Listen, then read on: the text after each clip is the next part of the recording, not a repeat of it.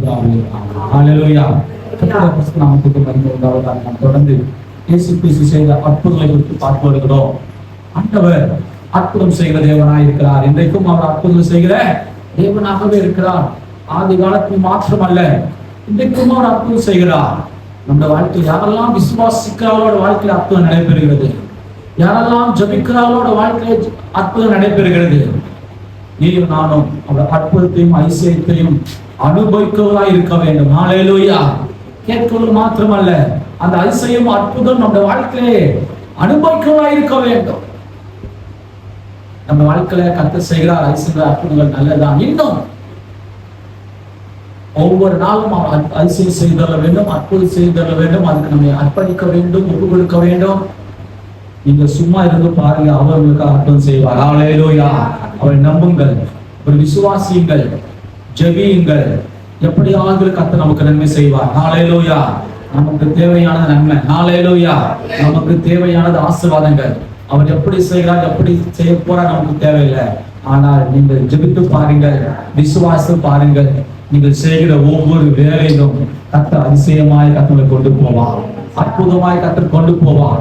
நினைத்து பார்க்காத இடத்துல இருந்து உதவி செய்தவர்களே கர்த்தர் செய்வார்.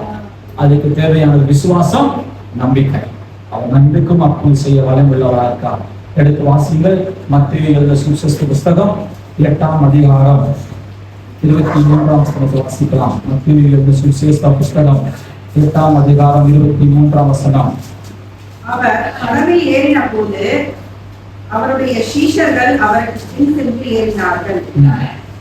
அப்பொழுது படகு அலைகளினால் மூடப்படத்தக்கதாய் கடலில் பெரும் காற்று உண்டாயிற்று. அவரோடு நித்திரையாய் இருந்தார். அப்பொழுது அவருடைய சீஷர்கள் வந்து அவரை எழுப்பி, ஆண்டவரே, எங்களை ரட்சியும், அழிந்து போகிறோம் என்றார்கள். அதற்கு அவர், அற்ப விசுவாசிகளே, ஏன் பயப்படுகிறீர்கள் என்று சொல்லி எழுந்து காற்றையும் கடலையும் அதட்டினார். உடனே மிகுந்த அமைதல் உண்டாயிற்று. மிகுந்த அமைதல் உண்டாயிற்று. இந்த வாழ்க்கையில் திடீர்னு என்று சொல்லி சில பிரச்சனைகள் உருவாக்கும்.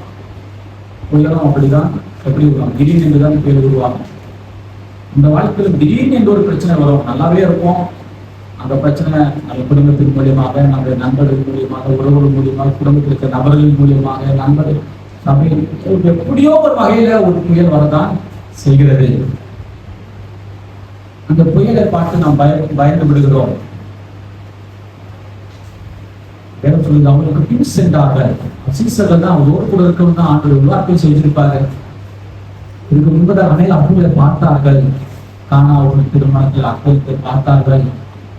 5 அப்பம் 2 மீன் 5000 பேர் கர்த்தர் புதுசை பார்த்தார்கள். இதெல்லாம் பார்த்தவங்களுக்கும் சில நேரத்துல என்ன வருது? பயங்கள் உருவாக்கப்படுகிறது. மனிதனுடைய வாழ்க்கையில பயங்கள் என்பது அது நம்ம தொடர்ந்து வருகிற காரியமாக இருக்கிறது. பயம் நம்ம அவிசுவாசத்தில் கொண்டு போகிறது. நீங்கள் ஒரு வார்த்தையை பயத்தோடு சொல்வீர்கள் என்றால் நீங்கள் தோல்வி அடைய ஆரம்பித்திருக்கிறீர்கள் என்று அர்த்தம். எந்த ஒரு வார்த்தையும் நீங்கள் பயத்தோடு சொல்லும் போது அது தோல்விக்கு அறிகுறியாக இருக்கிறது. அதே சூழ்நிலையில நீங்க வெற்றியோடு சொல்லி பாருங்க, கர்த்தர் என்னோடு கூட இருக்கிறார் சொல்லி பாருங்க, நீங்க வெற்றி பெறுவீங்க. ஹல்லேலூயா.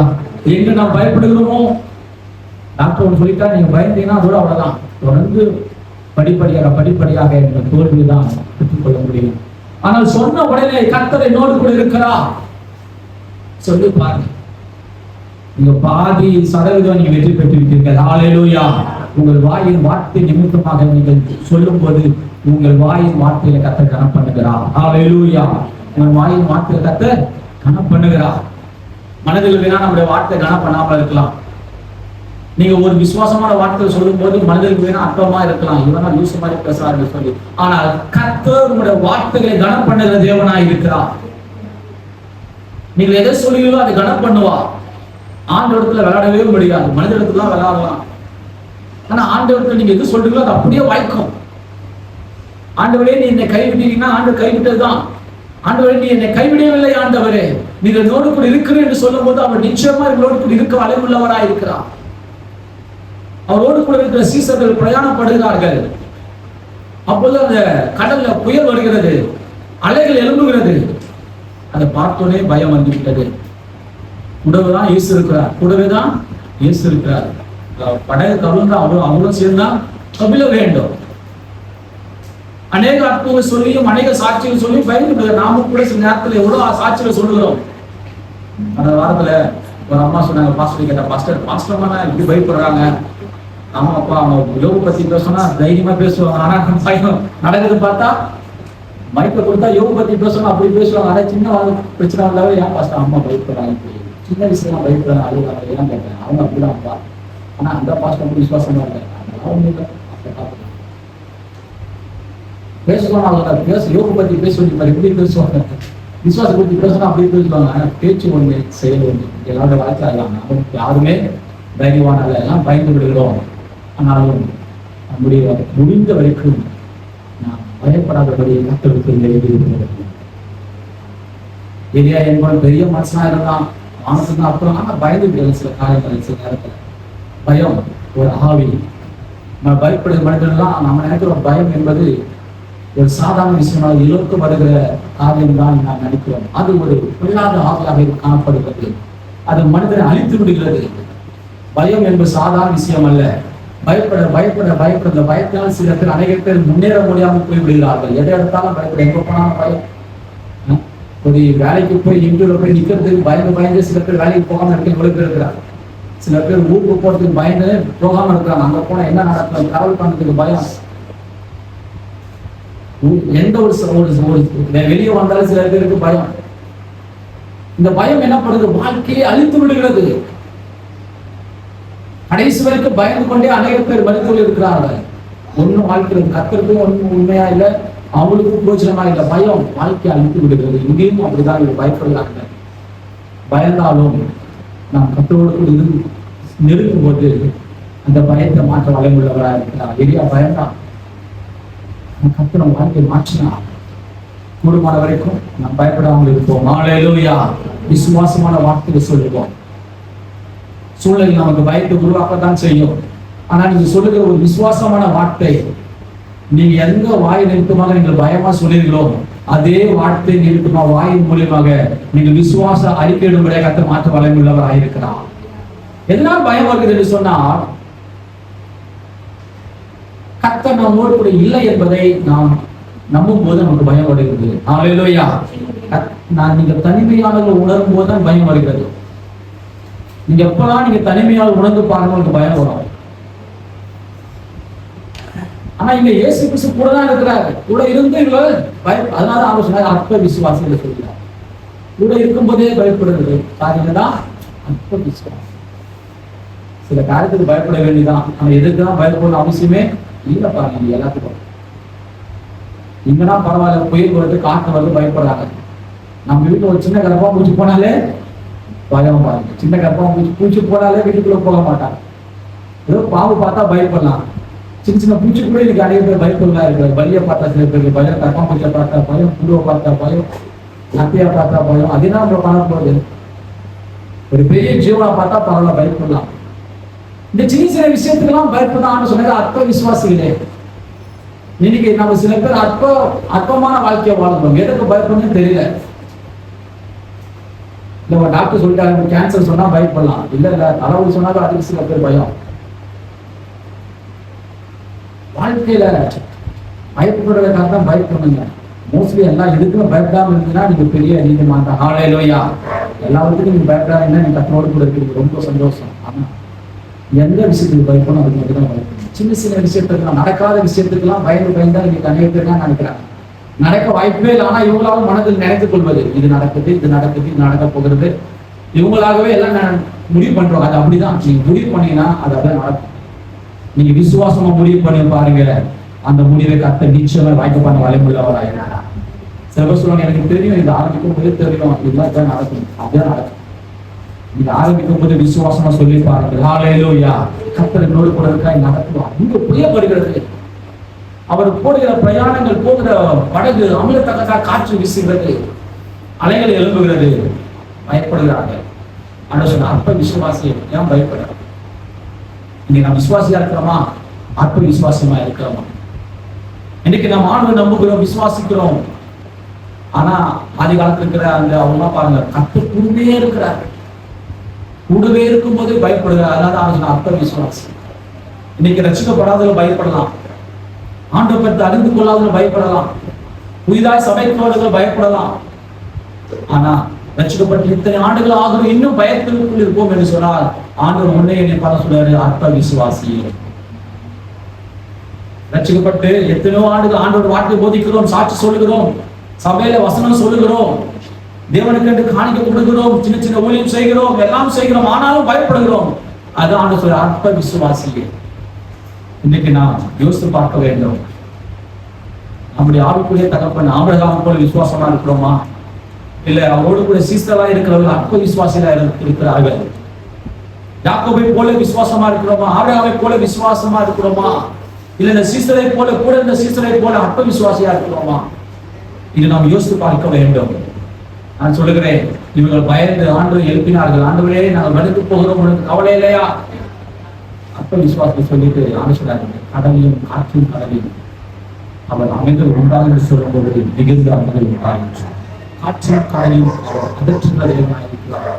இயற்கை அவனுக்கு கீழ்ப்படுகிறது. ஹல்லேலூயா. தேவனால் கூடாது ஒன்றுமே இல்ல. தேவனால் எல்லாம் கூடும், அவரால் எல்லாம் முடியும்.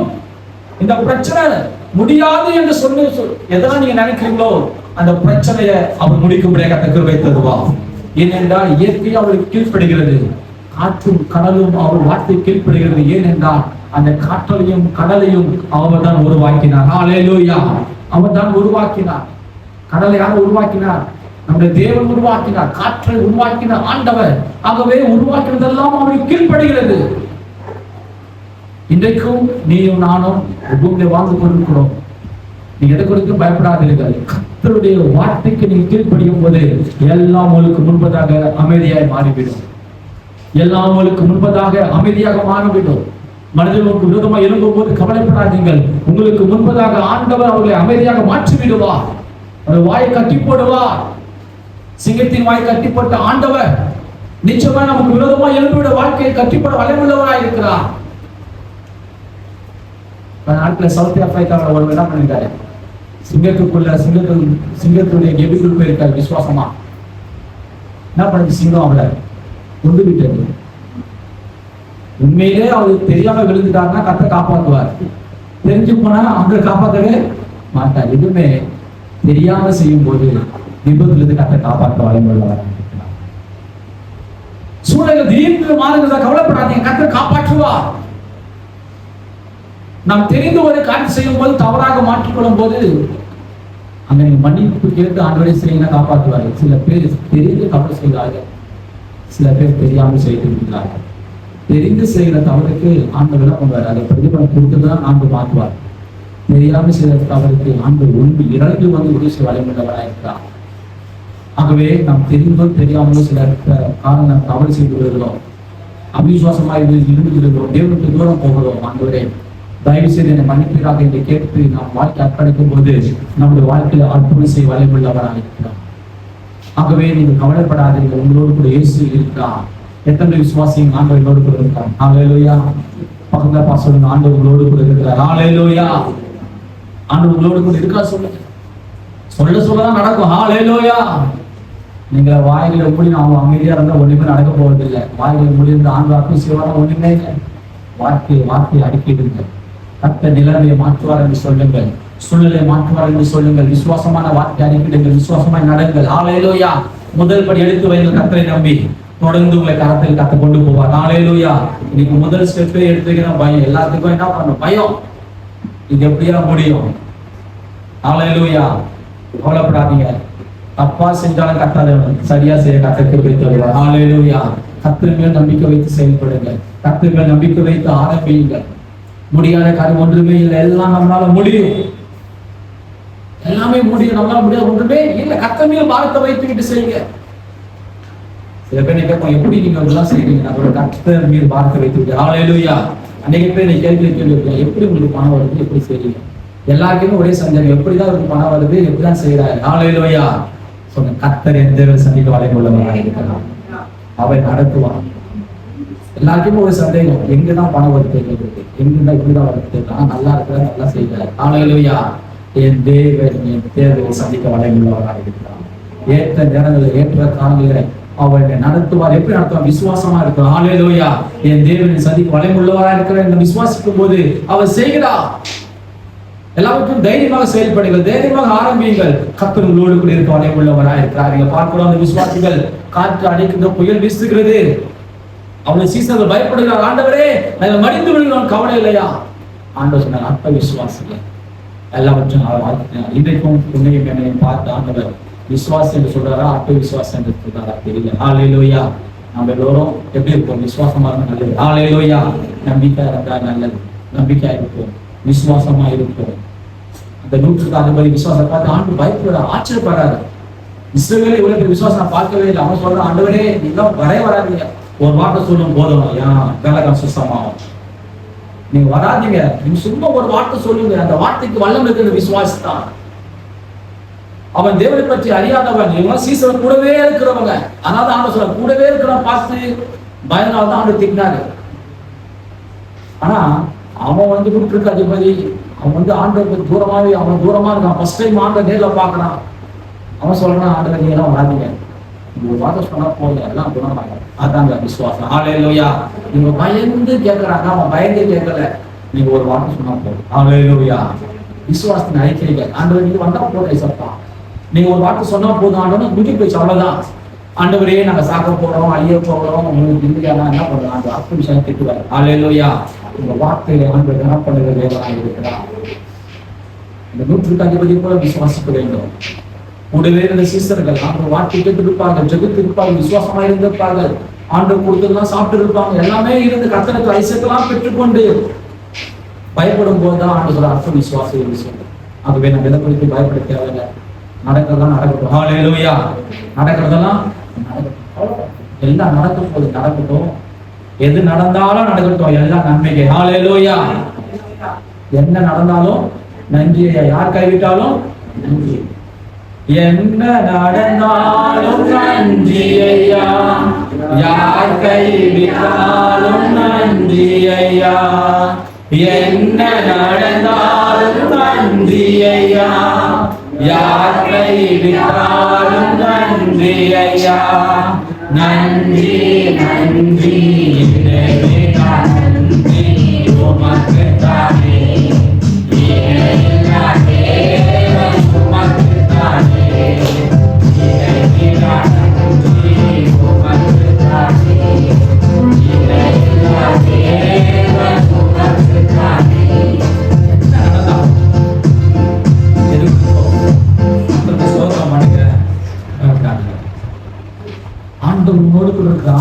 ஆண்டு சொல்லும் போதெல்லாம் பேசும்போது பயப்படாத, உன்னோடு கூட இருக்கிற, கலங்காதே, திகையாது, நான் உன் தேவன். அவர் நம்மளை ஆறுதல்படுத்ததான் இருக்கிறாரு, நம்மளை தைரியப்படுத்ததான் இருக்கிறாரு.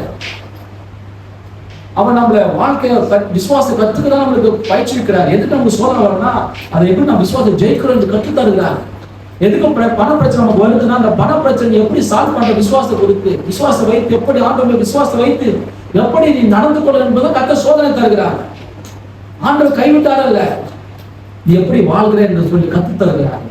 விசுவாசம் இன்னும் வளர வேண்டும் என்று கற்றுத் தருகிறார். விசுவாசம் வளர வேண்டும், நம்பிக்கையில வளர வேண்டும் என்று கத்தர் கற்றுத் தருகிறார். நம்ம நினைக்கிறோம் ஆண்டவர் நம்மை கைவிடல, அவர் கற்றுத் தருகிறார். ஒவ்வொரு பிரச்சனையும் ஒவ்வொரு சூழ்நிலை நமக்கு உருவாக்குறார். நம்ம எப்படி உருவாக்குறோம், அதை நீங்க ஜெயிக்கும் போது உங்களுக்கு அடுத்தபடி. ஹல்லேலூயா. நீங்க தோற்கும் போது வாழ்க்கையில முன்னேறாமல் இருக்கு. ஒரு காரியம் நடக்கும் போது அதை நீங்க ஜெயிச்சிட்டீங்கன்னா கடவுள் நம்பி அடுத்த வேலை கற்றுக்கலாம்.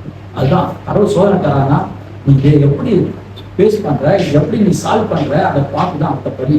இல்ல இல்ல என்னால முடியாது வருதுன்னா அப்படின்னா ஹல்லேலூயா. ஏதோ சாப்பிடலாம், ஏதோ தூங்கலாம், ஏதோ சபைக்கு வரலாம், அவ்வளவுதான். வாழ்க்கையை முன்னேற முடியாது. வாழ்க்கையில முன்னேறதுன்னா பயத்தை வருகிற சோதனையை ஜெயிக்க வேண்டும். கர்த்தர் உங்களுக்கு ஒரு சோதனை தருகிறார், ஒரு சின்ன பிரச்சனை தருகிறார். அந்த சின்ன பிரச்சனை ஜெயிச்சுன்னா அதோட பெரிய பிரச்சனை தராது. நீங்க ஜெயிக்க கற்று தருகிறார். அதை ஜெயிக்கும் போது இன்னும் அதோட பெரிய பிரச்சனை தருகிறார். நீ விசுவாசப்படி ஜெயிக்கும் போது கடைசியில ஒரு நிலைமைக்கு வந்து பிறகு எதை குறித்து பயப்பட மாட்டேன். ஹல்லேலூயா. மரணத்தை குறித்து பயப்பட மாட்டேன். ஹல்லேலூயா. மரணமே வந்தாலும் கர்த்தர் என்னோடு கூட இருக்கிறார். ஹல்லேலூயா. அந்த நிலைமைக்கு, அந்த பக்குவமான நிலைமைக்கு கர்த்தர் உருவாக்கதான் உன்னை சின்ன சின்ன காய்களை கர்த்தர் கொடுத்து பழக்க வைக்கிறாரு. சின்ன சின்ன காரியத்துல கர்த்தர் நமக்கு கற்றுத் தருகிறாரு.